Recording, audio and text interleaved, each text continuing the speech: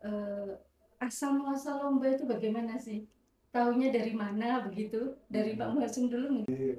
FGD itu dilaksanakan oleh pengawas Iya. dengan Pak Kepala Bidang, Mm-mm. Pak Burhanuddin, Mm-mm. untuk mengawal regulasi yang terbaru terkait Iya. pengawasan. Nah, di Iya. situ sudah disampaikan, insya Allah nanti dalam hal Kemenak itu akan diadakan lomba. Di Mm-mm. antaranya ada best practice untuk Mm-mm. pengawas. Pengawas Ya. ya.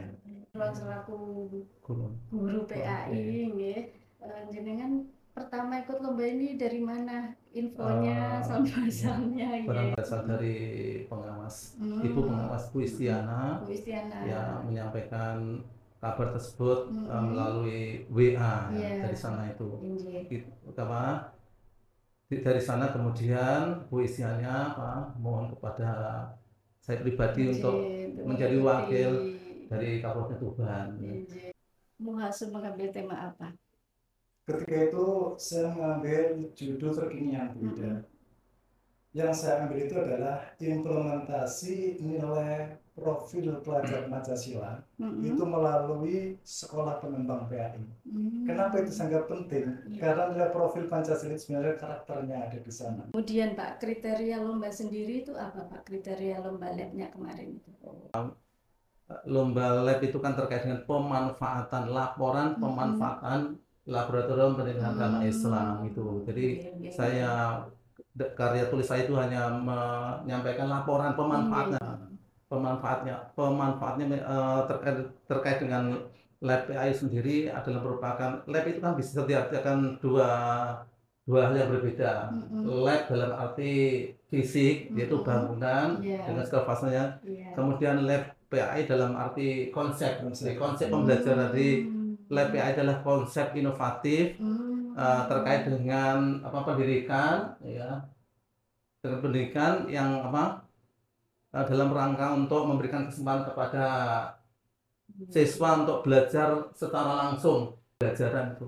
Khususnya Ya, komputer. komputer ya, ada komputer media, pembelajar media LCD, terus alat praktek, praktek haji dan sebagainya itu ada, ya Al-Quran dan sebagainya.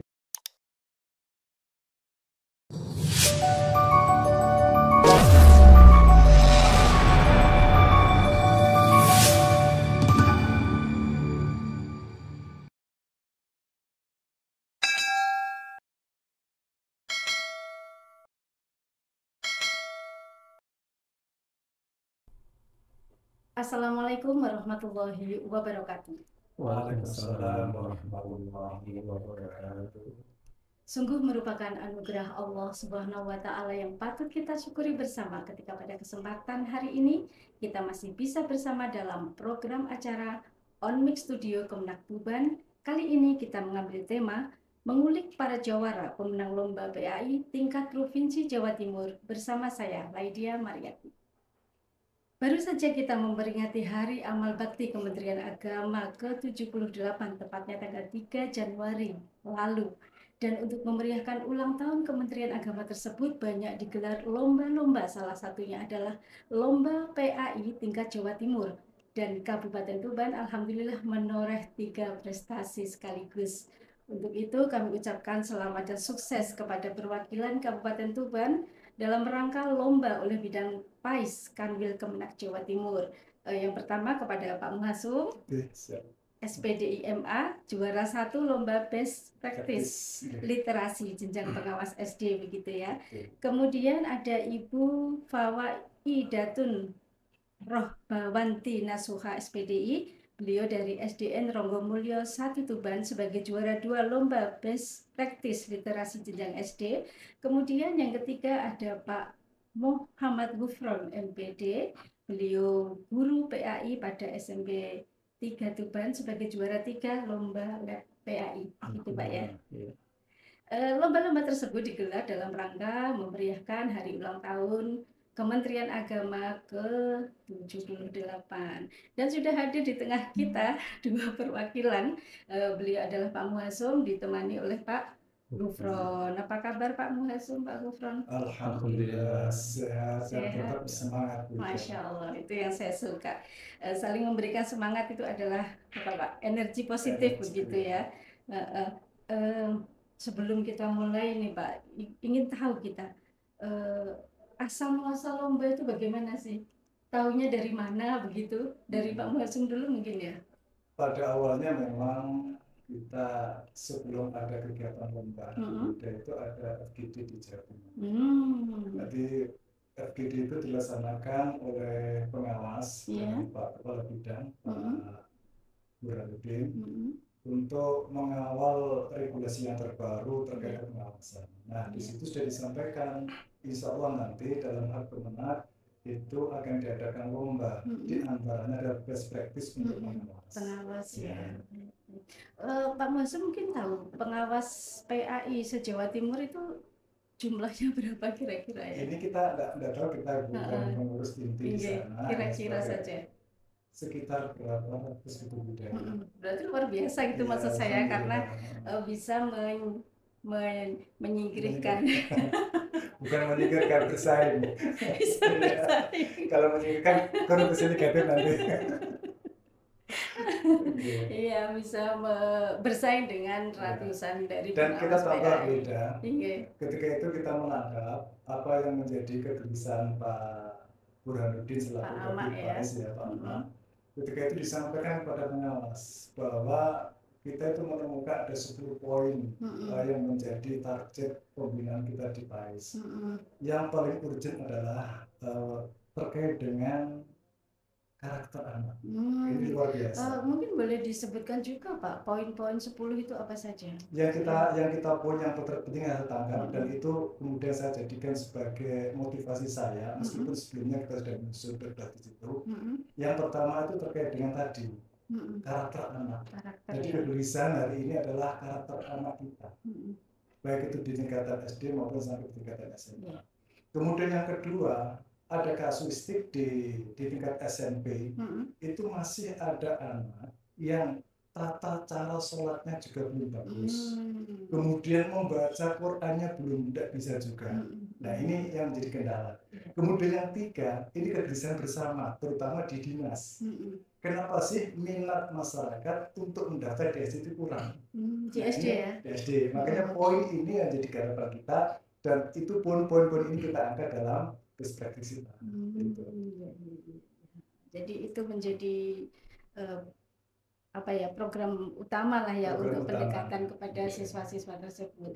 Sekarang kita ke Pak Gufron ini, Pak Gufron selaku guru PAI, jenengan pertama ikut lomba ini dari mana? Infonya sampai asalnya. Barangkali mungkin sangat berbeda dengan yang dialami Pak Muhasem, karena memang Pak Muhasem sendiri kan memang masuk ke dalam struktur, sedangkan saya kan hanya guru biasa.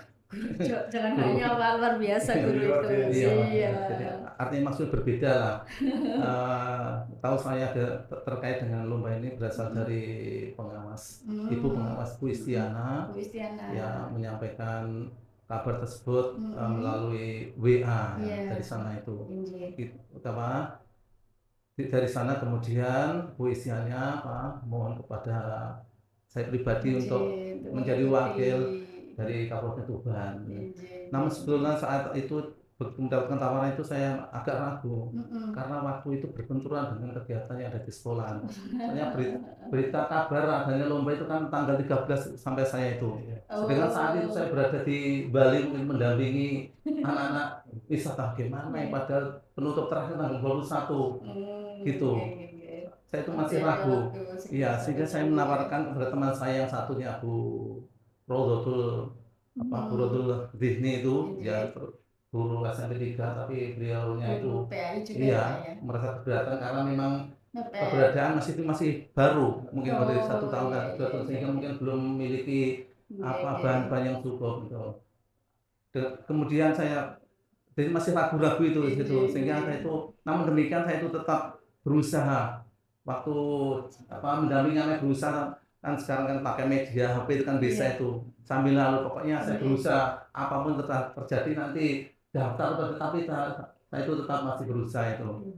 Nah itu cerita seperti itu. Yang penting saya sudah berupaya. Gitu. Memang upaya tidak mengkhianati hasil. Iya. Kemudian tujuan mengikuti lomba. Kalau Pak Muhazam ini kan di antara sekian ratus pengawas PAI, jenengan berhasil. Nah, itu motivasinya apa sih mengikuti lomba? Sebenarnya awalnya kita tidak ikut juga. Karena saya berikan kesempatan luar biasa ya Pak, pada nggak ikut aja hasilnya begini, apalagi kalau sudah niat gitu ya. Kemarin kita sampaikan pada Pak Kasih juga, ketika ada Pak Pak, ini ada lomba, mohon yang dibubarkan itu jangan saya dulu. Biarlah teman-teman pada kesempatan lebih hadir di wilayah Jawa Timur.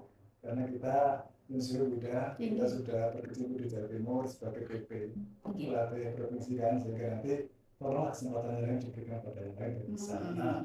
Ternyata sama juga dengan Pak Mufron. Ketika itu kita ada kegiatan khutbah di musola. Orang yang saya pasarai ketika itu sudah tolong Pak diajarkan. Dengan keterbatasan dan kurang waktu juga kita coba itu untuk berangkat. Nah ini memotivasi tujuan saya apa? Bukan saya pengen menjadi sesuatu yang terbaik enggak, tapi motivasi saya ada. Saya akan mencoba memberikan penularan dari apa kegiatan saya yang terbaik ini untuk teman-teman. Itu yang pertama. Untuk motivasi saya lebih giat untuk melakukan inovasi terkait pengawasan. Kemudian yang kedua, jika mungkin best practice saya ini dibaca oleh orang lain dan ketepatan kasusnya sama, mungkin bisa dipakai untuk obat daripada penyakit yang ada di dalam. Yang ketiga tentunya adalah meningkatkan daripada mutu pendidikan agama yang ada di sekolah. Itu poin-poin yang kita waktu itu Pak Muhazam mengambil tema apa? Ketika itu saya mengambil judul terkinian beda. Yang saya ambil itu adalah implementasi nilai profil pelajar Pancasila itu melalui sekolah pengembang PAI. Kenapa itu sangat penting? Karena nilai profil Pancasila sebenarnya karakternya ada di sana. Yang menjadi poin penting dan kegelisahan tidak hanya Pak Kabid, tetapi juga kepala sekolah sebenarnya. Karena ketika diskusi dengan kepala sekolah, ketika kita supervisi atau berkunjung itu, ternyata itu. Terus itu mengerucut di sekolah mana mungkin yang diteliti atau bagaimana? Sebenarnya kita ambil di Kecamatan Tuban. Meskipun ada yang lebih parah sebenarnya di kecamatan lain. Nah, sebenarnya di Kecamatan Tuban. Di sini kita ambil intinya, kenapa di situ kita ambil pengembang sekolah bukan gurunya. Di poin itu, yang berperan penting dalam mengambil keputusan adalah kepala sekolah. Nah, ketika kepala sekolah punya program, tentunya GPI kita pasti akan action.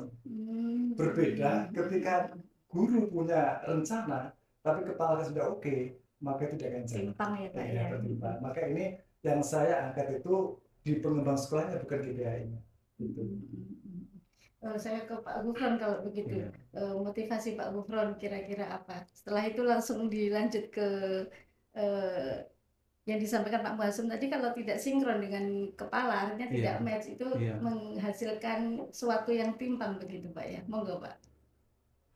Motivasi keikutsertaan saya terkait dengan lomba ini ya semata-mata karena apa di Tuban ini kan yang memiliki lab itu mungkin tidak semuanya, tidak semua sekolah itu ada dilengkapi dengan lab. Mungkin di Tuban cuma sebagian. Apa SMP 3 lah mungkin ya. Gitu ya. Yang saya lihat itu. Oleh karena mau tidak mau itu harus saya mencoba ingin mengikuti lomba tersebut. Harus maju punya lab. Iya, mau tidak mau, pokoknya saya berusaha pokoknya saya pasrah sama yang Allah Subhanahu Wa Taala yang mencoba. Ya, dengan keterbatasan waktu itu seperti. Terus yang disampaikan Pak Muhazam tadi Pak, memang benar ya Bapak sebagai guru, kalau kita punya program sementara kepala sekolah tidak mendukung, itu ya nggak jalan begitu ya. Memang sulit. Semuanya itu berjalan karena dukungan dari pimpinan. Misalkan kalau ingin mengadakan kegiatan terkait dengan keagamaan itu harus mendapatkan restu dari kepala sekolah. Karena kepala sekolah itu punya leader di sana, punya kebijakan, termasuk terkait finansialnya, keuangannya di sana. Jadi Kemenak ini kan sekedar membina ya Pak ya, tidak. Jadi memang serba salah menjadi guru PAI itu Pak ya. Secara serba salah. Yang saya katakan serba salah itu karena sebagian besar kita itu bingung Bu, sebagai guru kita tuh katanya guru Dignas tapi pembinaannya di Kemenak, jadi kita tuh bingung gitu ya kita sampaikan. Jadi saya menangkapnya serba salah. Mohon diluruskan Pak. Oke. Kemudian Pak, kriteria lomba sendiri itu apa Pak? Kriteria lomba labnya kemarin itu? Terkait dengan kriteria sendiri itu saya belum mempelajari sampai ke arah, yang penting itu saya ikut lomba gitu saja itu. Terus yang Bapak sajikan apa? Yang kemarin kan lomba lab itu kan terkait dengan pemanfaatan laporan pemanfaatan laboratorium pendidikan agama Islam itu. Jadi saya karya tulis saya itu hanya menyampaikan laporan pemanfaatan ya. Mungkin bisa diceritakan Pak secara garis besar pemanfaatan lab di SMP Negeri 3 Tuban itu bagaimana? Lab PAI ya. Iya. Pemanfaatnya terkait dengan lab PAI sendiri adalah merupakan, lab itu kan bisa diartikan dua hal yang berbeda. Lab dalam arti fisik, yaitu bangunan dengan segala fasenya. Kemudian lab PAI dalam arti konsep pembelajaran. Dari lab PAI adalah konsep inovatif terkait dengan pendidikan, ya, dengan pendidikan yang dalam rangka untuk memberikan kesempatan kepada siswa untuk belajar secara langsung, secara interaktif, secara mendalam, dan materi pun terkait dengan hal yang relevan atau kebutuhan anak itu sendiri. Itu berarti kemarin itu konsepnya ya Pak, konsepnya ya? Iya, disampaikan ya. Bukan labnya yang berupa fisik begitu ya? Ya termasuk itu juga ditampilkan, soalnya sebagai bukti bahwa lab itu. Saya sendiri juga masih awam ini, kalau lab PAI itu seperti apa sih? Apa ada alat-alat bagaimana gitu? Ya, alat itu ya bangunan, kemudian dilengkapi dengan fasilitas terkait dengan untuk sarana pembelajaran itu. Komputer ya, ada komputer media pembelajar, media LCD, terus alat praktek haji dan sebagainya itu ada, ya Al-Quran dan sebagainya itu. Namanya lab itu seperti itu. Siap. Ya. Kalau Pak Muhazum sendiri, kriteria lombanya kemarin bagaimana? Secara spesifik kriteria itu diharapkan satu, memunculkan ide dan inovasi terkait pembelajaran terkait dengan pembinaan di PAI-nya. Ya. Itu satu. Nah, best practice ini kan praktek atau pengalaman terbaik yang bisa diberikan kepada saudara-saudara kita yang mungkin nanti bisa membutuhkan. Jadi poinnya itu satu. Yang kedua, jangan sampai ada plagiarisme, plagiat ya. Poinnya di situ. Berarti intinya jangan mencoba untuk mengada-ada. Nanti plagiarisme dihilangkan. Jadi poin-poin itu yang kita pegang karena daftar online, kemudian juga bukti bisa juga diupload. Kita berupaya sebaik mungkin. Ini teknis yang akan saya tanyakan sebenarnya, kok nggak dilanjutkan. Ya. Jadi itu ya melalui online kita melakukannya dan dibatasi Bu Ida. Kenapa se-Kabupaten Tuban cuma satu? Karena mungkin keterbatasan kepanitiaan di wilayah Jawa Timur.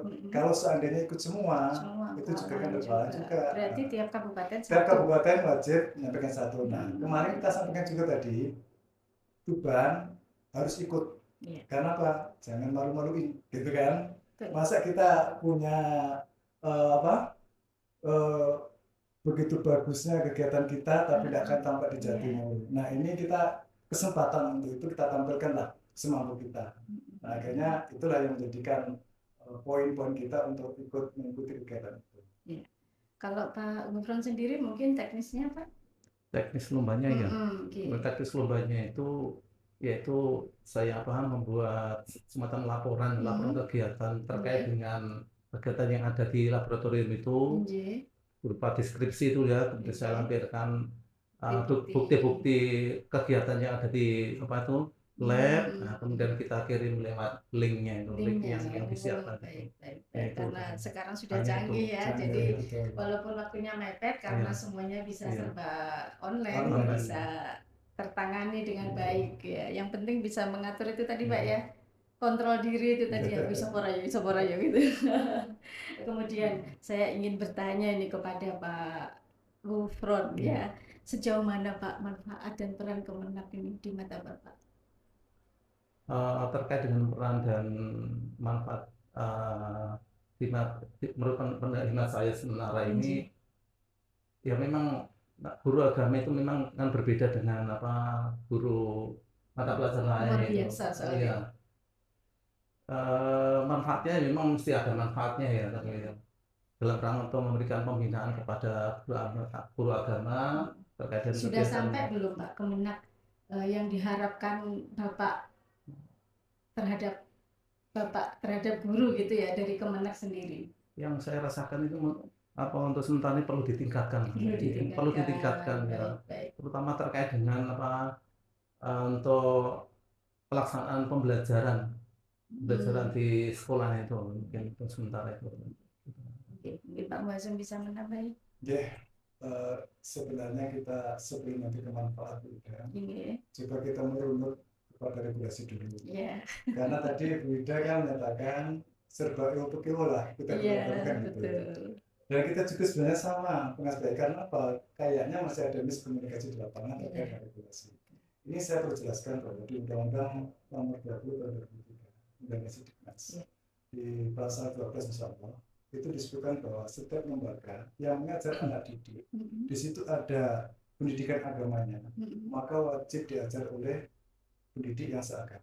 Ini artinya ada apa? Muatan khusus untuk PAI.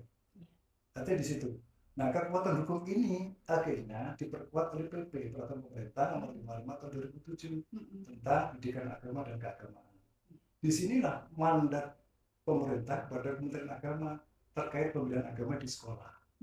Kemudian setelah itu diturunkan lagi di PMA-nya nomor tahun 2010 tentang pengelolaan pendidikan agama dan keagamaan. Nah, dari sini kemudian menjadi tolak ukur, kemudian menjadi ujung tombak di lapangan, maka dikeluarkan PMA nomor 2 tahun 2020, nomor 20 tahun 2022. Di situ tugasnya, bukan yang lama 2002. Masih baru lah, baru setahun. 2002, bukan 2002 ya. Iya, setahun Nah, lebih. itu mengamanatkan kepada kita pengawas sebagai kepanjangan tangan Kementerian Agama dalam rangka untuk pembinaan. Nah, dari sini kita mulai bahwa apa sih kira-kira manfaat yang dirasakan kita untuk Kementerian Agama. Tadi kan guru manfaatnya ketika menerima pembinaan dari kita. Tapi kita untuk Kementerian Agama satu, poin yang perlu kita jelaskan satu. Sebenarnya tugas kita berat, beda. Kenapa berat? Yang kita ampu itu dari pendidikan agama, luar biasa. Nah, kemudian yang kedua, kita lintas dua kementerian. Ya, Kementerian Agama dan Kementerian Pendidikan. Maka kita betul-betul harus mengawal marwah Kementerian Agama di mata dinas. Ini harapan kita ke situ. Sehingga disinilah menjadi pekerjaan berat, meskipun tanda kutip dalam bahasa orang lain, Mas PA itu kok santai ya. Gitu. Tapi benar ini ya. Karena apa? Ini kita harus bisa menerjemahkan kebijakan Kementerian Agama di Kementerian Pendidikan. Ini yang jadi poin kita. Nah, makanya di sinilah peran pengawas ini sangat penting ketika sampai di dinas dalam mengampu, mengemban amanah dari undang-undang, PP, PMA yang telah diberikan. Dan sewu Pak ya, kita kalau sewu ini setahu saya kalau dari Kemenak sendiri untuk pembinaan ke guru itu kan ada DIPA tapi sedikit begitu ya Pak ya. Mungkin hampir minim banget lah ada, tapi mungkin hanya sebatas pembinaan. Padahal yang diperlukan oleh guru PAI di sekolah itu tidak hanya cukup dengan pembinaan saja. Artinya kan pasti Pak Gufron ini mengharapkan ada bantuan dana lah kasarnya gitu. Sangat teknis ya, sangat teknisnya mungkin belum untuk sementara baru semoral aja, memberikan semangat saja. Jadi mungkin kita berharap Pak ya, ini masuk ke harapan. Kita berharap para petinggi-petinggi di atas itu bisa sinkron antara petinggi Kemenak dengan petinggi Diknas, sehingga bisa karena pembinaannya berada di wilayah Kemenak sedangkan tusinya adalah guru Diknas. Nah, ini bagaimana bisa berkegiatan dengan lazim. Akhirnya kan memang satu-satunya jalan ya harus merangkul. Kuncinya komunikasi dan kolaborasi. Nah, sama kepada sekolah terutama INJ. Karena kita kan include di situ Pak ya. Tapi beda. Tadi yang disampaikan tadi kan terkait dengan anggaran. Memang kami terkait anggaran itu memang tidak ada sama sekali untuk pembinaan. Inisiatif kita adalah kita sudah sampaikan kepada seluruh pengawas, meskipun tidak ada anggaran, pembinaan tetap jalan. Dengan cara apa? Komunikasi, kolaborasi dengan MGMP dan KKG. Kita free, tidak ada membayar di situ, tidak ada biaya apapun. Bahkan yang membiayai itu teman-teman kita di MGMP, SNEC dan sebagainya, kita datang untuk membina. Itu langkah-langkah inovasi kita dan langkah tugas dan amal tetap bagaimana bisa menyampaikan Betul. dengan minimnya Bisa dana. dana Akhirnya itu. dibutuhkan pengertian ya Pak ya, Betul. betul. Iya. Ada Kayaknya kalau kekompakan. ya betul. Kayaknya kalau masalah itu tadi non sewu dalam tanda Iya. kutip pendanaan itu Iya. dari zaman dulu Pak kayaknya. Betul. Sejak saya masih pegawai-pegawai baru tahun 2003 Sampai sekarang ya? sampai sekarang. Belum ketemu itu masalah. Hanya sertifikasinya saja kalau nggak salah ya yang Betul, saya dari hanya Kemenang sertifikasi. gitu. Tapi Ada untuk Bunda kemarin cuma anak mungkin saya bilang itu sebutan dana. Itu pengembangan kurikulum 2003, Iya. kurikulum merdeka. Itu ada anggaran 30 juta, alhamdulillah ada terrealisasi. Alhamdulillah. Iya. Sedangkan saya lanjutkan dari Diknas sendiri juga mungkin beranggapan, oh pegawai ini Kemenang, pembidaannya Betul. nggak Kemenang, gitu akhirnya Iya, kan. juga dari Kemenang gitu. Iya, ini dari Kemenang, akhirnya kan malah kalau kayak gitu Pak ya. Nah, itu problem kita ya. Iya, nah kita mohon ini Kekeluargaan. didengar oleh yang Betul. atas-atas biar nanti ke depan itu Iya. ada sinkronisasi begitu Pak ya antara Kementerian Agama dan Pendidikan. Betul. Ada peluang sebenarnya Iya. tidak. Sekarang kan pemerintah sudah galak menggalakkan tentang moderasi ya. Iya. Dan ini sebenarnya momen penting jika kita ada anggaran kan. Ini yang digalakkan dulu, apalagi nanti momen moderasi beragama di Kementerian Agama. Nah, bagaimana untuk membumikan moderasi beragama di sekolah? Iya. Ini penting. Sehingga nanti harapannya adalah paling tidak ada kebijakan dari atas lah kementerian antara sharing Kementerian Pendidikan dan Kementerian Agama bisa memilih untuk kegiatan moderasi beragama. Karena apa? Ini kalau tidak disampaikan sampai di akar rumput, itu hanya sekedar teoritis dilatih atas saja. Ron, tetap semangat ya Pak ya. Iya. Tetap apa Pak menantang menantang waktu gitu Pak ya untuk menyajikan yang terbaik demi mestikan ada apa ini namanya program-program Bapak yang harus tersampaikan minimal itu. Ngaten nggih. Sebelum kita akhiri nih ada pantun nih Pak. Telur dadar dicampur kismis, keluarga besar paes kok manis manis. Ngatang ini. Kemudian Kang Paidi budal tuku terasi nang Yogyakarta. Mari dulur kita terus perbaiki diri untuk Kemenang tercinta. Luar biasa. Makan kupat sayur lamtoro menawi lepat kula nyuwun pangapura. Saya Lydia Mariati Pranata Humas Kementerian Agama Kabupaten Tuban undur diri. Wallahul muwaffiq ila aqwamit thoriq. Wassalamualaikum warahmatullahi wabarakatuh. Waalaikumsalam warahmatullahi wabarakatuh. Sebenarnya